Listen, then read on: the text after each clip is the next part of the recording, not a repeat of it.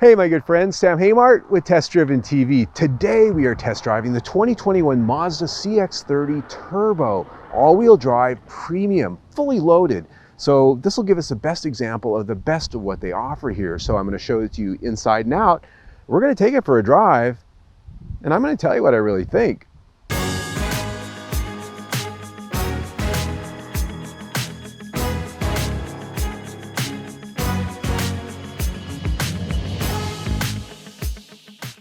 Okay, my friends, what we have here is a fully loaded premium level all-wheel drive turbo Mazda CX30 as priced, $35,000 and some change, and that's pretty much with everything on it. Not a lot of add-on options, but we do have a few, machine gray paint being one of them. That's where we get to that price. Now, basically what this is a Mazda 3 hatch that has been slightly redesigned on the exterior skin, a little bit taller, and has a higher ride height. So if you sit inside of it, you'll discover that it's very similar to the Mazda 3 there, a lot of the same interior bits. The powertrain is essentially the same. And so it's a vehicle that gives you that same size and footprint, but gives you something that's a little bit more suited for either going camping in the mountains or perhaps using in all-weather snowy conditions. Design up front, very similar to the Mazda 3. It's got the signature Mazda grille and headlights. These are adaptive LED headlights. They work very good at night. They move with you when you turn. Wheels on this one are 18-inch black gloss wheels, and they've got some pretty good rubber on them. And as we come around and go down the side, you can see that there is a pretty good helping of plastic cladding over the fender lips and down the rockers. One of the pieces of equipment here I did want to point out are these handsome aluminum roof rails, and they've got some hard bolt mounts for your accessories. So you don't have to clip something over the roof to get a tent or other things on this. From the rear three-quarter view, you can see that while this is based on the Mazda 3, they've created some different body work that gives it a little bit different look, especially back here in this rear quarter. LED taillights that are nice and slim and have a very sort of avant-garde look. And this is actually a power hatch, not expected in this class, so it's a bit of a surprise here. Key fob opens up, closes, works very, very good. Down in the lower bumper fascia, you can also see that they've given this some handsome dual exhaust tips. And I always like to see that. Some brands like to do fakes out there, Volkswagen, Audi, even Mercedes-Benz. So it's nice to see somebody keeping it real.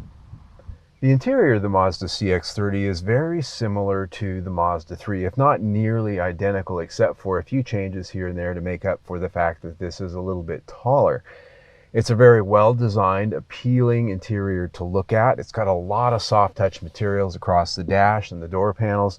Pretty much everywhere you touch, Mazda has gone the extra mile to put premium looking and premium feeling materials here. And in this particular model, I've got this very interesting combination of dark chocolate brown and black. It does have a unique look that you don't see everywhere. The switchgear is of a pretty high quality. The steering wheel, all of the touch points. This does have paddle shifters on the steering wheel. The instrument cluster ahead of the driver is a 3-dial setup, and it does have a digital screen in the center. Right now it's displaying tire pressure monitoring system because I got a flat tire. I have the mini spare on here, so that's why that's showing that. Leather seats with perforated lining. They are heated.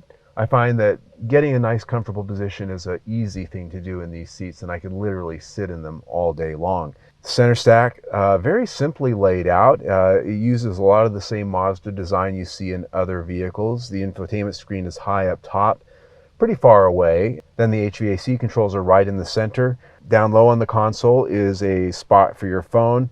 The cup holders, though, are really set up front pretty close, and while that is convenient in the sense that you can put a can or something small, if you have any tall cups, they can get up against the dash and they don't fit very well. A traditional gear selector, I like that, and behind that the controls for the infotainment system. We'll get to that here in just a minute.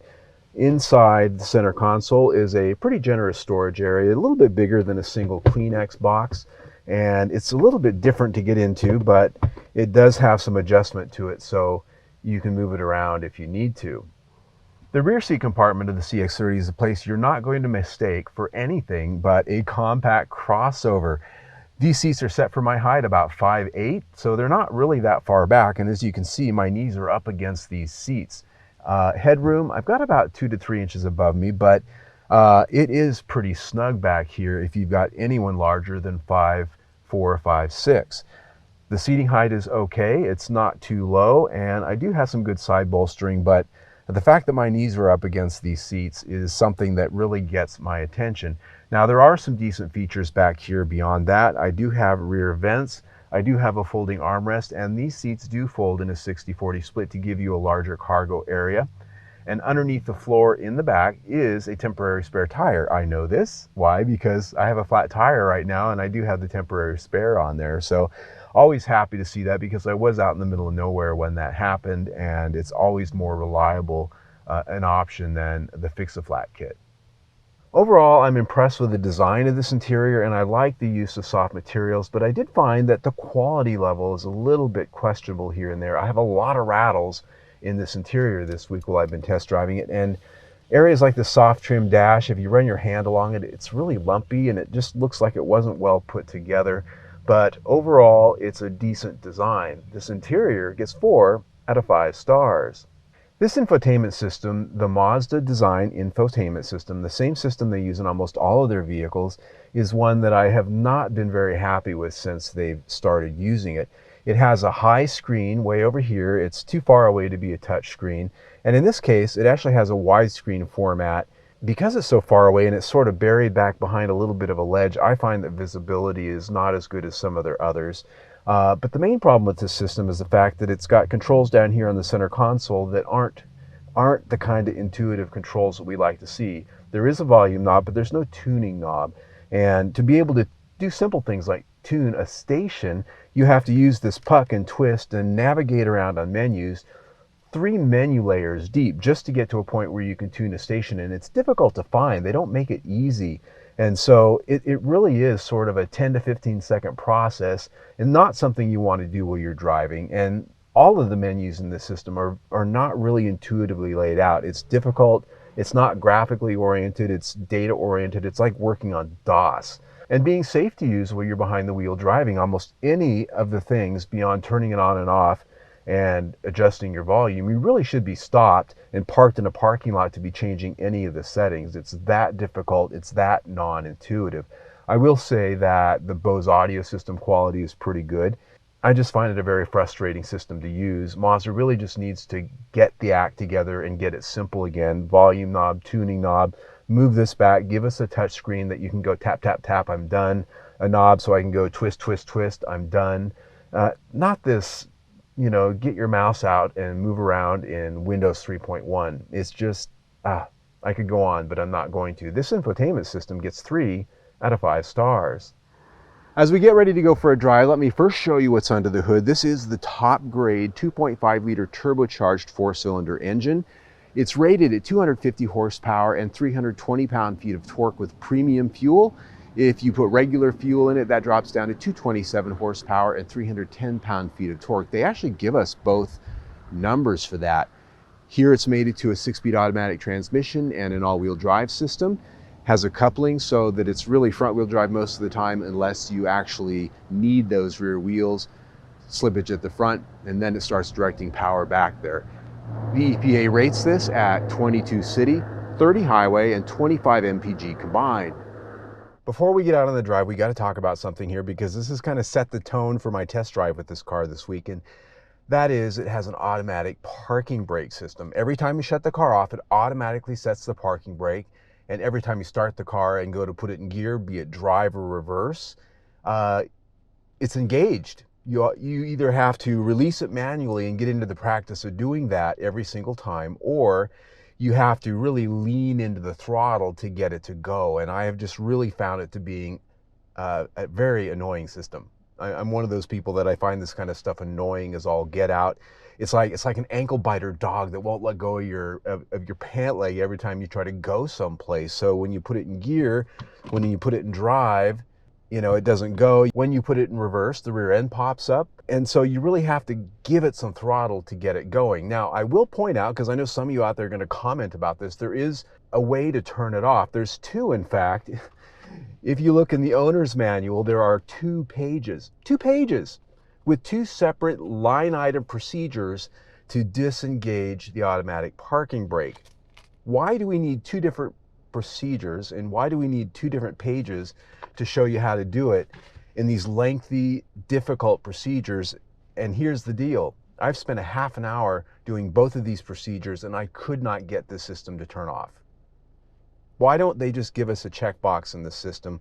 Why don't they just have a button someplace to turn this crap off? So I'm a little bit exercised about this because this has been a thorn in my side all this week with this car, and I put some good time into trying to turn it off. I find it very annoying, and like I said, it kind of set the tone for how this drive's going to go. So let me put some gas in it. There we go. So first thing we're going to talk about is chassis and dynamics and overall driving experience. We're out here on my favorite back road, which is some noisy pavement, not the smoothest in the world, and it gives us a good window into how the chassis is put together and how well tuned everything is. Now the Mazda 3, upon which this is based, is a car that I've driven before, and I was very pleased with its overall chassis and dynamics. And here what I'm finding is that we have a very similar driving experience, except that we're about 2 inches higher, it feels like. But what they've done in raising this chassis is I think they've compromised it just a little bit. It tends to be very clunky. It feels like someone who's worn boots to the dance. You go over bumps and potholes, especially around corners on rough pavement.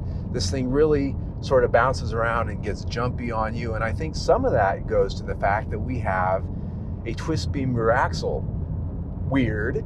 I mean, that's kind of a cost-saving measure you only expect in some of these third-world type cheap cars these days, and especially with all-wheel drive. I mean, they had to go out of their way to design a torsion beam rear axle to work with all-wheel drive. Why they didn't just go with a modern multi-link suspension like almost every other competitor on the planet has, I don't know. And it definitely shows up in the handling prowess, especially on some of that rougher pavement. I am getting a lot of rattles in the trim in here, but luckily when you throw it into a corner, this thing does have a little bit of grip, but you definitely feel the fact that you're sitting up higher in terms of roll control. The other thing I need to talk about is the steering. I found it pretty surprising, honestly, that the steering is actually very heavy.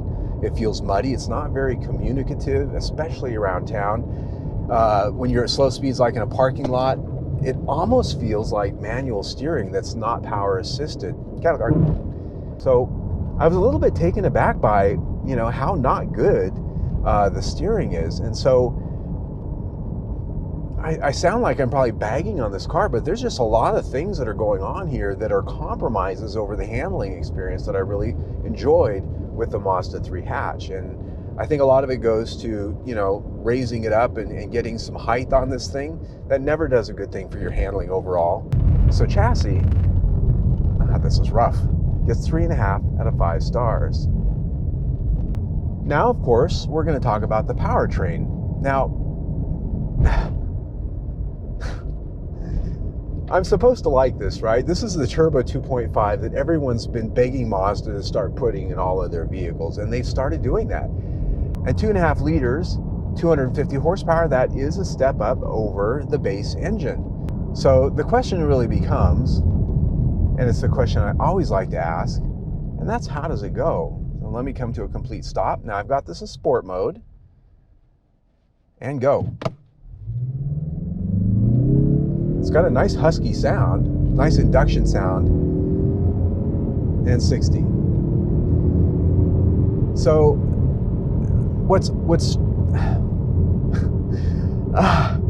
so the 6-speed automatic transmission, it's a little different. It doesn't quite act in a linear fashion. It shifts some gears fast and it kind of lags on other ones, especially around town. And this engine, the sound, like I said, kind of husky, kind of a nice low induction sound at the takeoff, but then it kind of changes, sounds artificial. When you really put your foot in it, it delivers. So it gives you power when you ask for it, mostly. But when you get up to the 60 to 80 mile an hour speed, it sort of feels flat. It doesn't have auto start stop, so that's a good thing. That's a good thing. The thing really, though, that got my attention this week was the fact that it's thirsty. It's extremely thirsty. I got about 20 miles to the gallon in my entire week with this vehicle, and that's well below the 25 it promises. Cattle guard. Oh, that rattle in this interior is just driving me bonkers. It does have paddle shifters, it does have a sport mode, and it does have a decent sound, at least on the lower end. But it just, you know, honestly, for the size and for the extra expense, I would think it could have a little bit more power. And the fact that that power is only on premium fuel compared to Ford's engines, you know, not as competitive, I think is the best way to put that. So this powertrain comes in at 3.5 out of 5 stars. All right, my friends, now it's time to talk about value. How does this thing stack up? So as priced, we're at $35,000 and some change, fully loaded. Now, when it comes to the base price and how this stacks up against the competitors, there aren't a lot of competitors out there, but the ones that are competing against us are actually pretty good. And so when I look at that price and I look at what you can get from the competitors short of a little bit more horsepower here, I think there's a lot of other places to look for this money. And options pricing, you know, they're charging almost $500 for what's essentially charcoal colored paint, which comes standard on a lot of cars. So there's a few areas where I think they're out of line on their pricing strategy. Warranty coverage is class average, nothing special there. And competitiveness, you know, there's a lot of areas where this vehicle is compromised in its design. We talked about those things, some quality issues that I came up with, interior infotainment. I just think that Mazda really could sharpen their pencil quite a bit here. So I put value at 3.5 out of 5 stars. When you put that in with everything we've already talked about, we're at 3.5 stars for the review. What can I say? I told you I would tell you what I really think. I call them as I see them. So there you go. If you liked the video you just saw, I invite you to see my latest one right there, or better yet, subscribe to my YouTube channel right down there. Either way, stay tuned.